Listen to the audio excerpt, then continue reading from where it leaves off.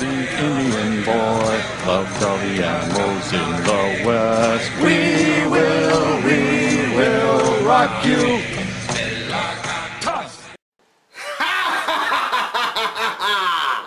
Welcome, dudes and dudettes, to another hardcore Halloween. And as promised, I've made another creepy review for you ghoulish people. But before we start, a little backstory. So I follow my fellow cartoon reviewer, Hero of Tomorrow, on Patreon, and as I was amidst burnout, I sent him a couple requests for reviews. The first was Invader Zim, Enter the Florpus, which he did last month, and the second was the Arthur and the Chipmunks scarific double feature, Alvin and the Chipmunks Meet Frankenstein, and Alvin and the Chipmunks Meet the Wolfman for Halloween. But after some consideration, we both decided that Eli would review the Frankenstein movie, and I'd review the Wolfman movie. It's a bit less work for Eli, since I know he's very busy with his own show. So with that said, let's talk about Alvin and the Chipmunks. Created and voiced by Ross Bagzarian in 1958, Alvin, Simon, and Theodore DeVille are a trio of high-pitched singing chipmunks with a franchise that has spawned over 60 years. There's been a cartoon, a movie, a series of live-action movies, albums, and a CGI series currently running on Nickelodeon. The Chipmunks have gained a great deal of success and popularity over the years, but they've also been subject to continuous franchise milking, with the overabundance of live-action movies, and some have commented on how the high-pitched voices can become very grating. Myself, I didn't think the first Chipmunks movie was that bad, and the CGI show on Nickelodeon is perfectly watchable too. And believe me, as someone who has reviewed all 3 Fred movies, you could do much worse. Today we're going to be covering one half of the scarific double feature, Alvin and the Chipmunks Meet the Wolfman, released on August 29th, 2000. As an added note, I've seen a few popular Chipmunk fan polls here and there, and on some of those polls, the most popular Chipmunk vote was Theodore. And that's good, because this movie actually does center around Theodore. Just not in the way you would have expected. So let's sit back, relax, and watch Alvin and the Chipmunks Meet the Wolfman. Roll the footage! The movie begins with Alvin running through the woods being chased by a wolf creature. But it all turns out to be just a dream. Can you imagine if they decided to do Alvin and the Chipmunks Meet Nightmare on Elm Street? I mean, why not? DuckTales did it. Alvin is having these nightmares because he keeps getting freaked out by his new neighbor Mr. Talbot's dog howling. Dave thinks Alvin is watching too many late-night monster flicks and is just overreacting. So the setup for this movie is the Chipmunks are auditioning for their school's rendition of Dr. Jekyll and Mr. Hyde. Beloved Dr. Henry Jekyll have perfected a formula which can turn me into the evil Mr. Hyde! Wasn't the idea of Dr. Jekyll's potion to repress the evil that was inside him? Why would he want to become Mr. Hyde? Either way, the audition doesn't go swimmingly for Alvin. Cut! Relax, Alvin. It's all just colored water. The cardinal rule of the theater is always remain in character, okay? Even when drinking old pink stuff from your lunchbox! Listen to Rob Paulson, Alvin. Voice lessons will help you land that role in Metalocalypse. Speaking of voice talent, Dave, Alvin, and Simon are now all voiced by Ross Bagzarian Jr., while Theodore and the Chipettes, Brittany, Eleanor, and Jeanette, are all voiced by his wife, Janice Carmen. Both still voice all these characters to this very day. They also supplied the original voices for the characters in the live-action movies, but their roles were replaced by a celebrity voice cast because apparently they needed star power. You could literally cast anyone to voice the Chipmunks and it wouldn't make a difference. Just take an actor's voice, speed it up a little bit, and boom! Chipmunk voice. Heck, recently somebody re-edited the 1987 movie so that the Chipmunks have normal voices, so it sounds like Dave's voice is coming out of Alvin. Look it up. It's hilarious. So because Alvin just can't escape getting into trouble, he tries to show off to Mr. Rochelle by getting his own chemistry kit together and blows up the entire school. Oops. Well, at least the Double Dare live tour was a success. But Theodore is having problems of his own with a bully named Nathan, voiced by E.G. Daly.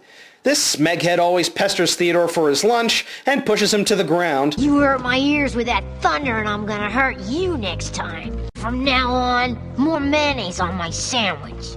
But thankfully Theodore has Alvin and Simon come in and stick up for him. Theodore's got to learn to fight his own battles. So that's why he doesn't want to come to school. Nathan's a bully, but Theodore won't come to me and complain, so there's not much I can do. No. You're the principal. If you see somebody hazing a younger student, especially someone as small as Theodore, you should give him some discipline, not let them continue to bully them. Where'd you get your bullying tips from? Derek Savage? So the Chipmunks and Chipettes walk home through the dark and foggy night when they hear what sounds like a strange creature stalking them. What's that? Alvin, there's nothing. They all run back home, but in the process, the Chipmunks run right into Mr. Talbot's flower bed. It's out there! What's out there? Something big and hairy and hungry! Like that scene from Invasions of the Pet People! Oh no, are they gonna start singing Idiot Control now? Quick, cover your ears! But that's when Alvin's new neighbor shows up to complain about the Chipmunks wrecking his garden. Mr. Seville, my name is Talbot. Lawrence Talbot. Lawrence Talbot? That's the name of the Wolfman. So does this movie imply that the Wolfman in the movies is the same as the Wolfman in this movie? Or could they just not bother giving him a creative name like, I don't know, Harry Talbot or Larry Tallman? But the best part about this guy is that he's voiced by the brain himself, Maurice LaMarche. And he's awesome, as always. If there's anything we can possibly do to make it up... You can stay away from me and stay off my property. The boys were scared by something they saw and it... What? What did they see? Nothing, really. He says your dog wakes him up with its howling. I don't own a dog.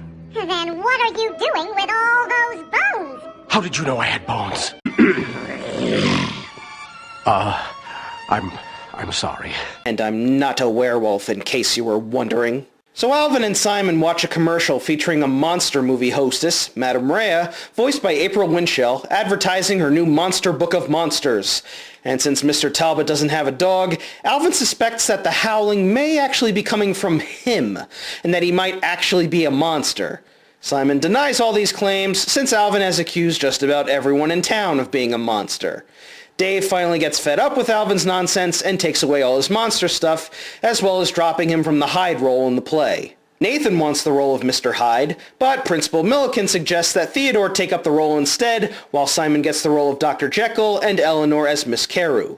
But Theodore doesn't think he's scary enough. Do you really think I'm the Mr. Hyde type? Well, maybe this'll help you get in touch with that part of yourself. Come on, Theodore. It'll be fun. We'll have scenes together. Well, if all else fails, you can just wear a mask. Just not these masks. No one needs to be reminded of Disaster Movie.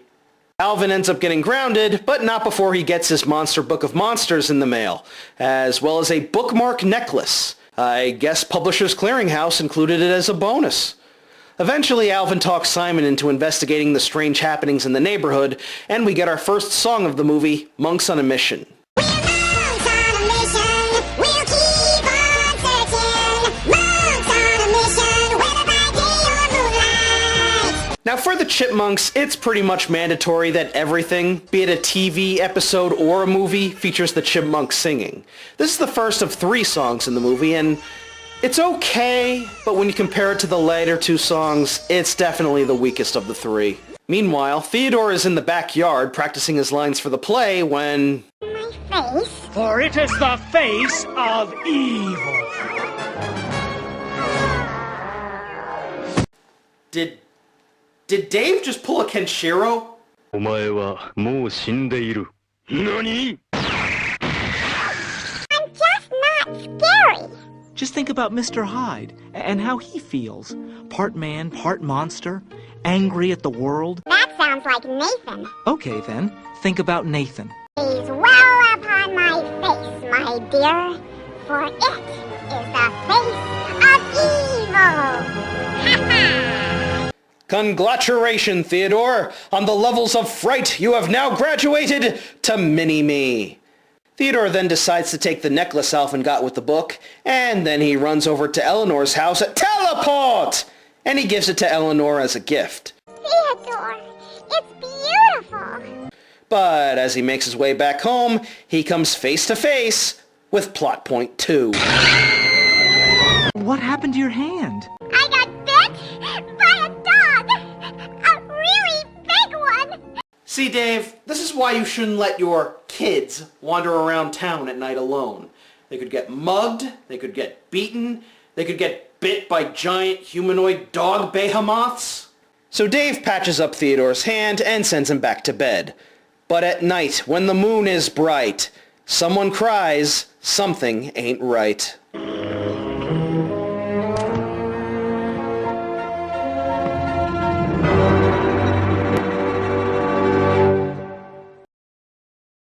When Theodore goes to the kitchen for breakfast the next morning, he seems a little different. His hair is in a devil lock, he has a larger build, he's a lot faster than his brothers, and he has a taste for meat despite being a vegetarian. Egg sandwich? Theodore, you don't eat meat, remember? I don't?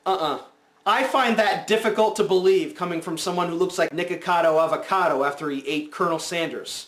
The person, not the chicken. But the real coup de grace comes when he has to act alongside Eleanor for the play. Before this performance, he was the dirt worst, and Mr. Rochelle looked like he was about to have a heart attack. It is here that Theodore finally releases his broken brilliance. I don't know you. No. But you will, my dear. Gaze upon this face, for it is the face of evil. I sentence you to deletion!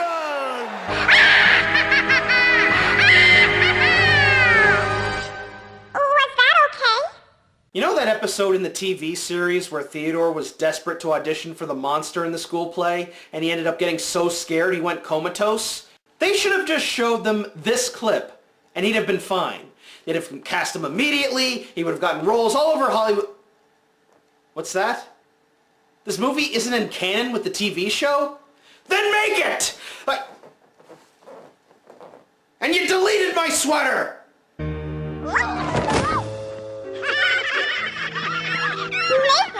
are you okay? I guess so. I gotta admit, that was a nice move. Nice move. He jumped a foot. If he did maybe, I don't know, a kip up or a somersault or a suplex, I'd be more impressed. But no, Nathan suddenly decides Theodore is cool now, and the bullying subplot is put to rest almost immediately. Yay, character development? But that night when Simon tries to talk some sense into Alvin, things take a dark turn. Literally. There is no werewolf. But Simon, I repeat after me. There is no, underline no, werewolf. There is no Theodore! Jeepers! Theodore is a furry! Wait, he's a chipmunk, so he's... or... never mind. So, yeah, Theodore. He's a werewolf and a friendly werewolf, too. This explains why he's now gotten stronger and faster and more confident. This leads to the second song of the movie, The Monster Out in You.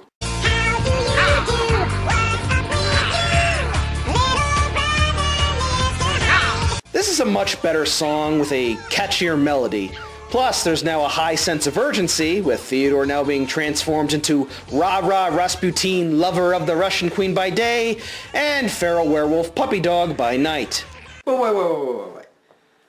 By day, he's cocky, arrogant, and douchey, but by night, he's playful and lovable and cute? This curse really is broken. And unfortunately, the broken brilliance is wearing out its welcome on the other kids. He bitches out Jeanette at makeup, roars at Brittany, whose running gag of the movie is she's dressed as a tree because the play doesn't have enough female roles, and Eleanor turns him down walking her home. Cut back to the DeVille house, where the moon is full, the air is still, and Theodore is a werewolf puppy again. Don't be too hard on him. He's just a little puppy. Theodore! Bad doggy! Bad doggy! If I could be serious for a minute, how long is it between full moons? According to most lunar calendars, every 28 days. Does this movie take place in a 3-month time period? I've seen at least 3 or 4 times in separate scenes where there's a full moon clearly in the sky. Or is this the werewolf verse where there's a full moon every night? Perfect orb, my ass! But Simon decides they need to put a stop to this. Damn, took you long enough. And they go to visit Madame Rhea at her studio to see if they can find a cure. She explains the real reason Theodore keeps changing every night rather than just during the full moon is, well, Theodore isn't a human, he's an animal, so he's more susceptible to it. As far as a cure goes, there's only 2 solutions. Kill him or bonk him in the head with silver. I bet you if you bop him with the silver thing while he's still a puppy, you won't have to bop him so hard. However, you gotta do it before the next full moon. But why? Well, after that, he'll become a full-fledged werewolf. And quite beyond your power to help. As opposed to all those other times where they're... Never mind. Realizing the next full moon is on the night of the play, Alvin and Simon decide they need to give Theodore the Nelly the Ellybot treatment and bonk the werewolf out of him. So he grabs Mr. Talbot's silver cane. Because, you know, werewolves that are allergic to silver obviously carry silver canes along with them. I can't. Have you not played Jekyll and Hyde on the NES? The cane does nothing! Theodore breaks the cane, and now Alvin has to spill the beans to Big Dave. You want the truth? I don't know if I can handle the truth. Mr. Talbot gives me the creeps.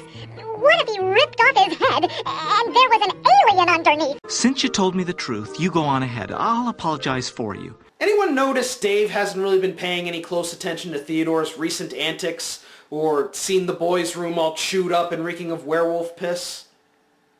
He'd probably just blame it on Alvin. So as Dave goes to return the cane to Mr. Talbot, the Chipmunks go to the school for the play. So, do Alvin and Simon have a plan to keep Theodore under control when he wolfs out? Maybe put him on a leash, lock him up in a room, or just let Theodore run roughshod on the auditorium and de-pants his brothers on opening curtain? Yeah, that sounds like the best plan. Well done, boys. This is the greatest plan.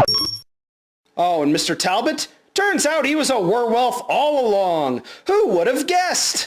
Dave manages to escape the house and run to the school to warn the kids, only to run directly into a pole. Damn you, Russo! As this is going on, Theodore turns into a full werewolf on stage. And since he's completely feral, he can't deliver any of his lines. So Theodore's now gone wild and rogue. Eleanor is fed up with his BS and leaves, leaving Simon having to improv his way through the whole play, with Brittany and Jeanette being the dirt worst actors imaginable, and we get to see the reaction of Mr. Rochelle watching his creation fall apart before his very eyes. Why bother? Oh, it's over. It's so over. I would eat Over! Oh, but it gets better, because now we have Werewolf Talbot joining in on the fun. Where the hell is auditorium security? It looks like Theodore is about to make Eleanor his bride of Wolfenstein, until he sees the necklace he gave her, and it causes him to remember who he once was. That's right, folks. Theodore just pulled a deadite Ash from Evil Dead 2. That's actually pretty awesome. When Talbot tries to attack Eleanor, it's time for a wolf versus wolf battle that ends when Theodore bites Talbot's hand, causing both him and Talbot to turn back to normal, therefore breaking the curse. Well, even if the play is a golden dumpster fire, it'll still win an award for best special effects. Mr. Talbot bit Theodore and turned him into a werewolf. Then, when Theodore bit him back, it reversed the process and cured them both. Well, that's clear. You hear that, horror fans? You hear that? Are you a werewolf? Just find the wolf that bit you and bite him back. Problem solved, and we wouldn't have so many Howling sequels. And so the movie ends with the play becoming a surprise hit. We get the after party where Talbot gets Milliken's job as principal. Dave shows up to be a goof, completely unaware of everything that happened in the whole movie. And we finish with the third and best song of the movie, Everything's Gonna Be Alright. Everything's gonna be alright. ain't so bumpy in the night. Get closer to me and baby hold on tight, 'cause everything's gonna be alright. And that was Alvin and the Chipmunks Meet the Wolfman. It's good, but it has some issues. First off, the animation in this movie is gorgeous. I'm so used to the CGI blandness of the Nick show that watching this 2000 hand-drawn 2D style animation is so refreshing to watch. Granted, there's hiccups here and there, but they can be forgiven. Pacing is this movie's biggest Achilles heel. Theodore doesn't become a werewolf until around the halfway point, so the first half is just setting up for the Jekyll and Hyde play and spinning its wheels constantly. The bully subplot with Nathan is resolved almost immediately, and then he's just forgotten about. And the inclusion of Principal Milliken seems like a good idea of creating a motherly figure for Theodore, but it doesn't really amount to much until the ending when Talbot gets the principal job. But I will say this, Werewolf Theodore is awesome. I'm sure Janice Carmen had an absolute blast voicing this snarling, Darkiplier-esque wolf monk because it's easily one of Theodore's most entertaining performances. A part of me would actually like to see Werewolf Theodore make a return, maybe in the CGI show. But then again, sometimes a second helping isn't always necessary. I'm looking at you, Return to Zombie Island. So a hardcore hit to this movie. Hope you guys have a happy Halloween, stay safe, and stop the spread. Until next time, peace out. Oh, brother, brother, tell us what's gotten into you lately. We're beginning to think that there is nothing in the world that you can't do. You're getting stronger and faster and bigger too. People keep on asking, is there something wrong with you?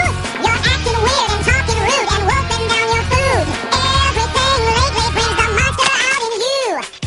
How do you do? What's up with you? Little brother, Mr. Hyde, how come you're barking at the moon tonight? If he did maybe, I don't know, a kip up or a somersault or a suplex, I'd be more impressed. Then again, look at me. I'm a dude with a Freddy glove and a cheap hat and cheap-ass sunglasses that I had to pick up from the bottom of my car because my real sunglasses are MIA.